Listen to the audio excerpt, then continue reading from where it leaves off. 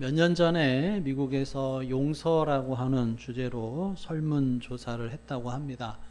용서를 해야 하느냐고 물었더니 94% 되는 사람들이 용서는 필수적이다라고 답을 했다고 그래요. 사실 용서는 그냥 머리로만 아는 게 아니라 우리들의 삶에 매일 와닿는 부분이기도 합니다.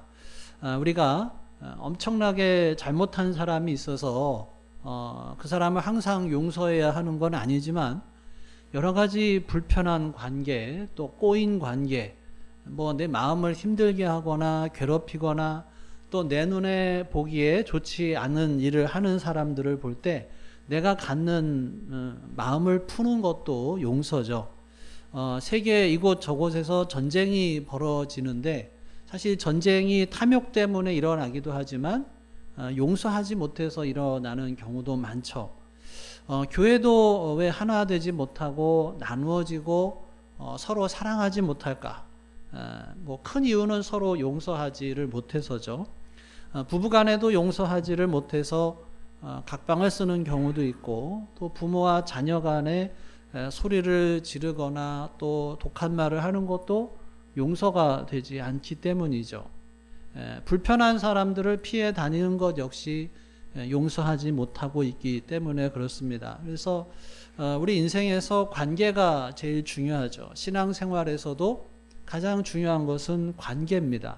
하나님과의 관계, 이웃과의 관계, 특히 이웃과의 관계에 있어서 용서하고 사랑해야 되는데 이 용서라는 주제를 빼놓고 관계를 이야기할 수가 없죠. 자, 오늘 말씀의 결론부터 말씀을 드리면 오늘 비유의 결론은 35절입니다. 우리 35절을 다시 읽어보겠습니다. 시작. 너희가 각각 마음으로부터 형제를 용서하지 아니하면 나의 하늘 아버지께서도 너희에게 이와 같이 하시리라. 예. 근데 우리가 용서라고 생각을 하면 이 말씀대로만 하면 정의가 무너지지 않을까 이런 생각을 할 수가 있어요. 왜냐하면 죄를 지어도 무조건 용서하라고 하니까 죄를 묵인하는 게 아니냐. 그런데 그런 오해는 이제 이 18장 전체를 보면 풀리죠. 이 마태복음 18장은 하나님 나라 시민들의 공동 생활에 대한 말씀인데 우리가 하나님 나라의 백성으로서 어떻게 살아갈 것이냐를 말씀하고 있어요. 그런데 이 18장 전체를 보면 1절에서 14절까지의 내용이 뭐냐 하면 아무리 시시하게 보이는 사람이라 할지라도 업신여기지 말라는 거예요. 이 공동체 생활의 출발점은 주변의 한 영혼 한 영혼을 아주 귀하게 봐야 한다는 것에서 출발을 하죠. 자, 그런데 15절에서 20절까지를 보면 그렇게 귀한 영혼이라 할지라도 죄를 범한 경우에는 죄를 분명하게 처리하라고 하는 말씀이 또한 주어져 있어요. 그러니까 죄를 지었는데도 무조건 귀하게 여기고 넘어가 주는 게 아니라 죄는 죄대로 처리를 해야 한다는 거예요. 그 사람 앞에 가서 잘못된 것을 이야기해 주고 그래도 계속 듣지 않으면 징계하라는 거죠. 그렇기 때문에 오늘 말씀은 죄를 무조건 묵인하라는 말씀이 아니에요. 그런 내용이 나오고 오늘 본문이 나오는데 오늘 본문의 핵심은 용서죠. 그래서 죄를 절대로 묵인하라는 것이 아니라 죄는 죄대로 처리해야 되지만 믿음의 공동체 안에서 나에게 죄를 범한 형제 자매를 용서해야 한다라고 하는 것입니다. 자, 처음으로 와서 21절을 같이 읽어보겠습니다. 시작. 그때 베드로가 나와 이르되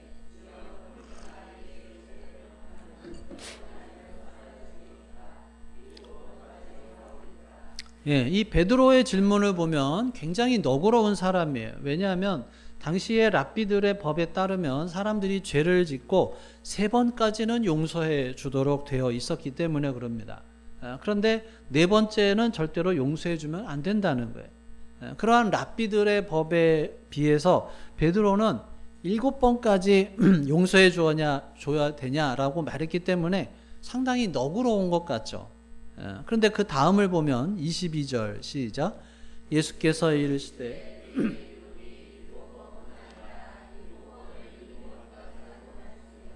예, 누군가가 내 마음을 불편하게 만들고 괴롭혔는데 그런 사람을 7번까지 용서할 수 있을까요? 사실 7번 용서하는 거 여러분 쉽지 않아요.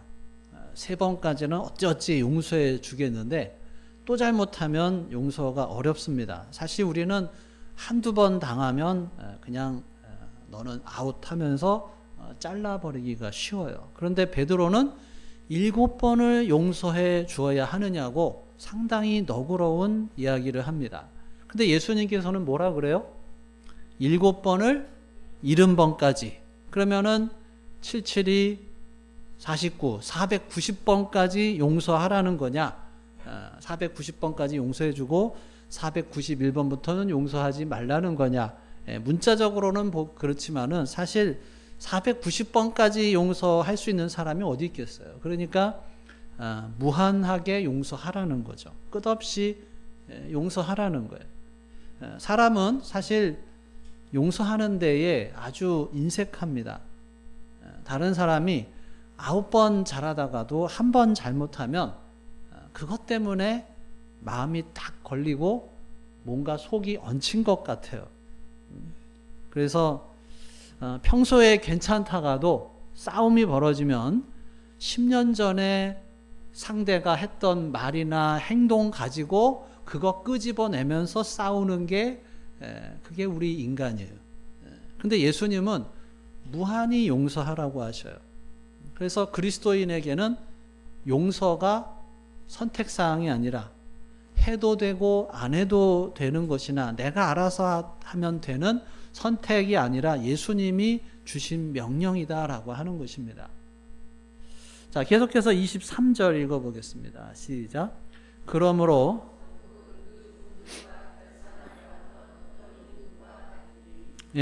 자, 이 본문의 제목은 용서할 줄 모르는 종의 비유인데 그런데 보면은 천국에 대한 거예요. 천국은 하면서 또 비유를 말씀하시죠. 그러니까 이게 천국은 이렇다는 거예요. 생각해 보면 여러분 내가 천국에 갔는데 서로 용서하지 않고 싸우는 그런 천국을 우리가 상상할 수가 없죠. 천국은 사랑이 가득한 곳이지 서로 싸우는 곳이 아닙니다. 서로 싸우면 거기는 지옥이죠. 자, 어느 교인이 다른 사람들의 말을 통해서 상처를 입었어요. 말씀을 아니까, 용서하라는 말씀을 아니까 미워하지 말고 용서해야지. 그러면서도 속에서는 그를 미워하는 마음이 있고 용서했다고 말은 하는데 다른 데 가면 자꾸 그 사람 비난하는 말이 나오고 하루는 이제 잠을 자려고 해도 잠이 안 와서 일어나서 하나님께 기도를 합니다. 하나님 어떻게 하면 좋아요? 그렇게 기도를 하는데 하나님께서 이런 음성을 주시는 것 같아요. 네가 멱살 잡은 것을 놔라. 그래서 깜짝 놀라서 아니 하나님 내가 누구의 멱살을 잡았다는 거예요. 그랬더니 하루 종일 자기가 비난했던 그 사람의 멱살을 잡고 있다는 것을 이제 깨달았어요. 멱살을 놓으라고 하는 말씀이 계속 마음에 남아서 도대체 그런 말씀이 성경 어디에 있나 하고 찾아봤더니 이제 오늘 본문에 그 말씀이 있는 거예요. 자, 28절을 같이 읽어볼까요? 시작. 그 종이 나가서 자기에게 100데나리온 빚진 동료 한 사람을 만나 붙들어 목을 잡고 이르되 빚을 갚으라 하매. 자, 여기서 붙들어 목을 잡고라고 하는 부분을 새번역 성경에서는 멱살을 잡고라고 번역을 했어요. 여러분 교회에서 천국을 경험하고 싶다면 용서할 수 있기를 간절히 바랍니다. 여러분의 가정에서 천국을 만들고 싶다면 용서하시기를 바랍니다. 결국 용서가 예수님의 제자로서의 삶이에요. 자, 그래서 빚을 갚으라고 하면서 어떻게 합니까? 30절에 보면 옥에 가뒀습니다. 자, 그래서 그 결과가 어떻게 되냐면 자, 31절에서 34절까지 같이 읽겠습니다. 시작. 그 동료들이 그것을 보고 몹시 딱하게 여겨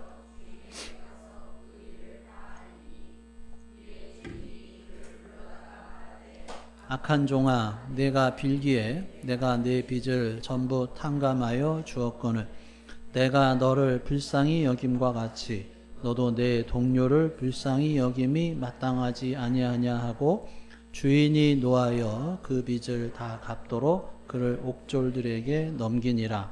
예, 주인이 노하면서 그 빚을 다 갚도록 옥졸들에게 넘겼는데 여기에서의 옥졸은 전문적으로 이제 고문하는 사람이라는 뜻이에요. 그러니까 빚을 다 갚을 때까지 이 고문하는 사람에게 넘겨진다는 거죠. 다르게 표현하면 우리가 누군가를 용서하지 않으면 마치 고문하는 사람들에게 고문을 당하는 것처럼 너무나도 고통스럽다는 거예요. 여러분 사실 용서하지 않으면 자기가 만든 감옥 속에 자기를 가두는 것과 같습니다. 용서해야 할 사람을 용서하지 않으면 그 사람이 내 집에 따라 들어오고 내 방에 따라 들어오고 나하고 대화하며 살게 돼요. 그러면서 나의 기분을 조종을 해서 아무 잘못도 하지 않은 배우자나 자녀에게 화를 내게 만들죠. 이 마음의 이 불이 항상 속에서 부글부글 끓어오르게 만듭니다. 우리가 마음으로 다른 사람을 용서하지 못하면 사실 몸도 약해져요. 자, 이렇게 용서하지 않는 것은 자기 자신에게 고문하는 것과 같습니다. 고문하는 사람이 따로 있는 게 아니라 나 스스로 그렇게 만들어 버리는 것과 같다라고 하는 거예요. 그래서 우리가 용서를 해야만 구원을 받고 천국에 가는 것은 아닙니다만 사랑으로 나에게 잘못한 사람을 용서하는 것이 구원의 증거는 돼요. 왜냐하면 우리가 믿고 따르는 예수님도 용서하셨기 때문에 그렇죠. 자신을 죽이는 사람들까지도 십자가에서 용서하셨습니다. 그래서 정말 예수님을 믿고 구원받은 사람은 용서할 줄을 알아요. 물론 이게 쉽지가 않죠. 그렇지만은 계속해서 기도하고 애쓰며 어떻게 해서든지 용서해 보려고 하면서 나아가는 것입니다. 한 번에 되지는 않지만 계속 갈등하고 고민하고 기도하면서 용서하고 품는 방향으로 나아가게 되는 것이죠. 자, 그러면 용서해야겠는데 용서가 그럼 뭘까요? 무엇보다도 먼저 용서는 불쌍히 여기는 거예요. 자, 27절을 같이 읽어보겠습니다. 시작. 그 종의 주인이 불쌍히 여겨 놓아 보내며 그 빚을 탕감하여 주었더니 무엇보다도 용서는 불쌍히 여기는 거예요. 우리가 다른 사람을 용서하려면 그 사람을 불쌍히 여기는 마음이 있어야 합니다. 왜 우리가 다른 사람을 용서하지 못하고 분노할까? 내가 그 사람보다 더 높은 위치에 있다. 내가 너보다 더 권리가 있고 내가 너보다 더 옳고 네가 나보다 잘못했으니까 그렇다라고 생각을 합니다. 내가 우위에 서면 화가 나요.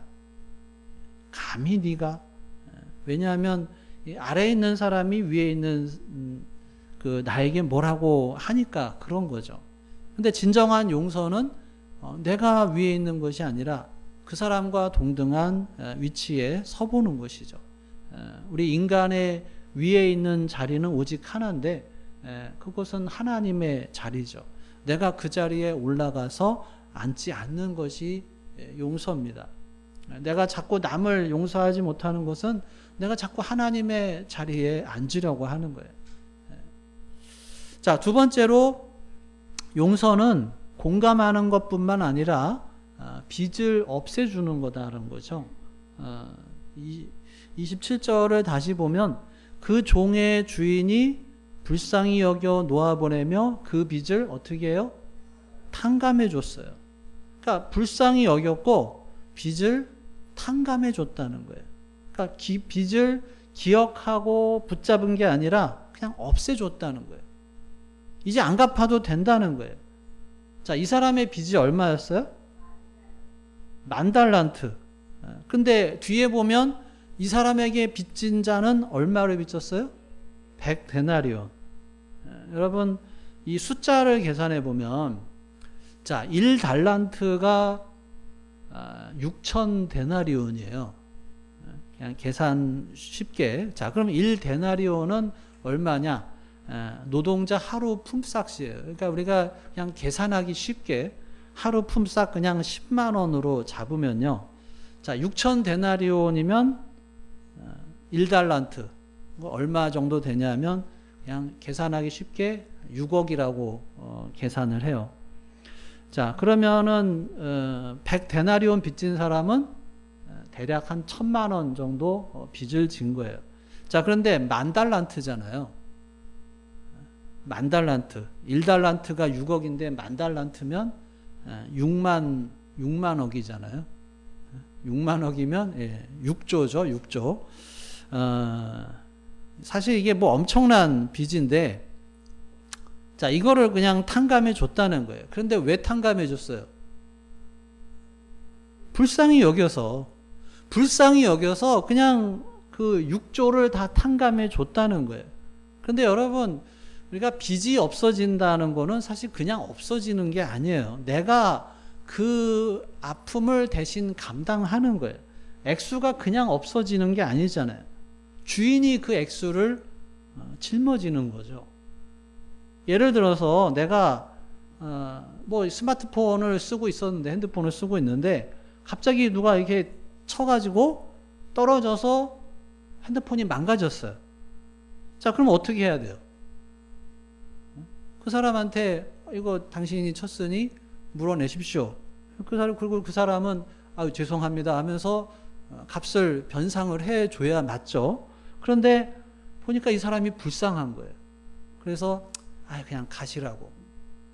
그러면은 핸드폰 값 누가 내야 돼요? 내가 내야 되잖아요. 내가 그거를 감당해야 되는 거예요. 그러니까 진정한 용서라고 해서 탕감해 준다고 해서 그냥 그게 사라지는 게 아니라 내가 그 아픔을 대신 그 몫을 감당해야 되는 거예요. 용서해 주는 사람이 그 값을 감수를 하는 거예요. 진정한 사랑이라고 하는 거는 그런 것이다라고 하는 거예요. 예수님도 자신이 짓지 않은 그런 죄를 위해서 돌아가셨어요. 왜? 우리의 죄를 대신 갚아 주시려고.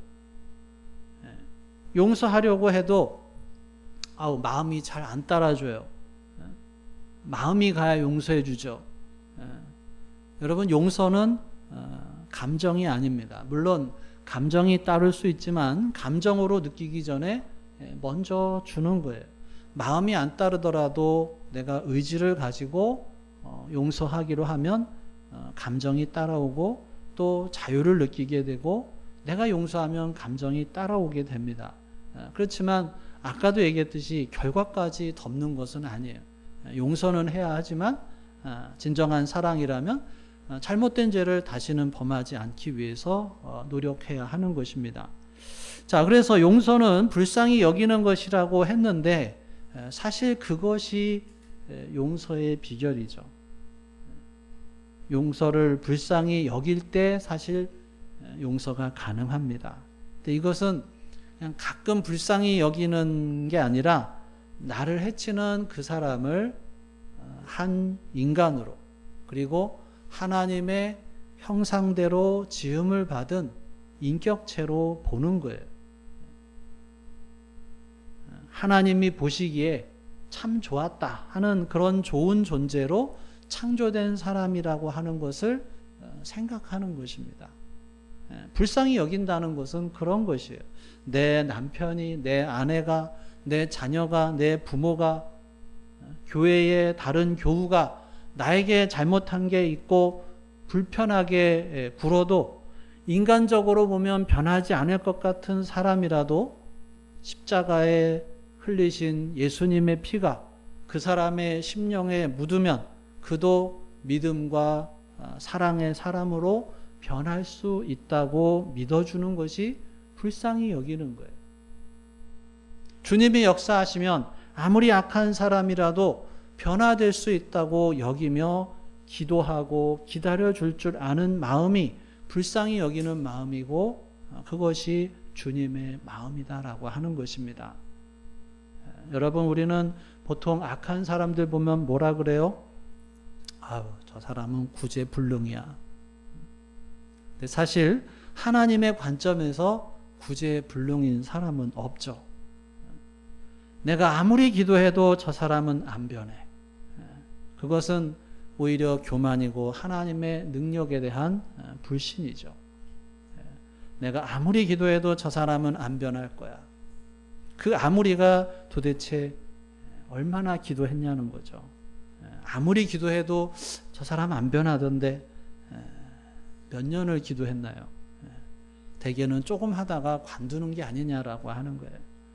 그렇기 때문에 그 사람을 악마로 보지 말고 하나님이 사랑하셔서 아들을 내어주시기까지 사랑하신 그 영혼으로 보는 것이 불쌍히 여기는 마음이다라고 하는 것입니다.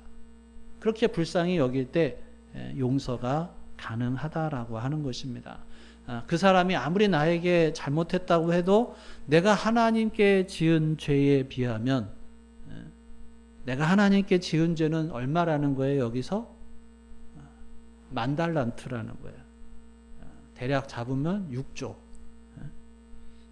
이 10,000달란트 탕감 받은 사람에게 근데 내가 저 사람이 나한테 빚진 건 얼마라는 거예요? 100데나리온, 1,000,000원. 6조를 탕감 받았는데 1,000,000원 때문에 그러니까 굉장히 적은 액수고 그리고 충분히 갚을 수 있는 액수죠. 6조는 뭐 도저히 갚을 수가 없죠.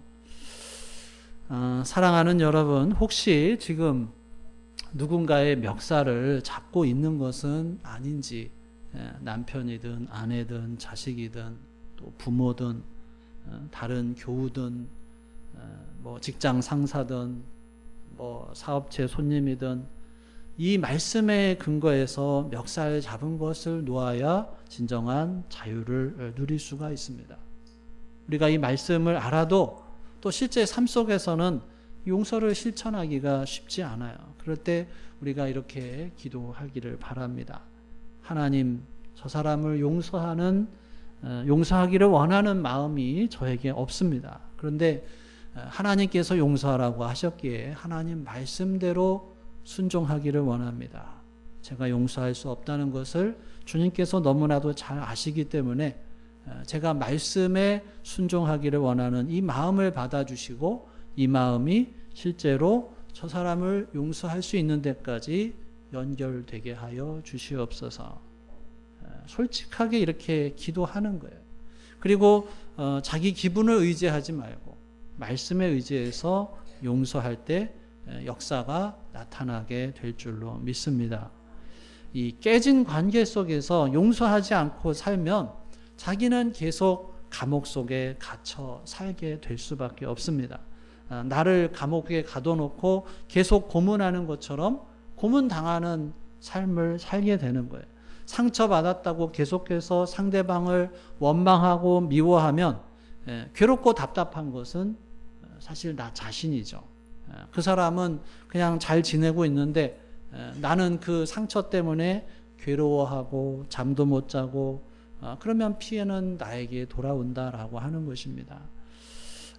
지금 마음에 거북한 사람이 있고 혹은 분노를 품은 사람이 있고 또 내 마음에 뭐 안 들게 말과 행동을 하는 사람이 있고 그래서 평소에 뒤에서 막 성토하는 사람이 있고 그렇다면 그 사람에게 안 좋은 말을 하는 사람이 있다면 그 사람이 나한테 100데나리온을 빚진 사람이고 내가 지금 멱살을 잡고 있는 사람이다라고 하는 거예요.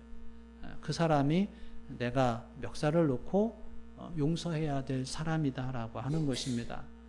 사랑하는 여러분, 바로 그 사람을 향해서 걸어둔 마음의 빗장을 풀고 멱살을 놓는 그런 역사, 용서하는 역사가 있기를 간절히 바랍니다. 기도하겠습니다. 오늘 주신 말씀 생각하면서 함께 기도합니다. 나에게 주신 말씀이 무엇인지, 또 내가 붙잡아야 할 말씀이 무엇인지, 또 내가 아직까지도 미워하는, 또 멱살을 잡고 있는 사람이 있다면 누구인지, 또 그 사람을 사랑하기 위해서, 용서하기 위해서 어떻게 해야 할지 다시 한번 우리 마음속에 계시는 성령 하나님의 음성에 귀를 기울여 보겠습니다.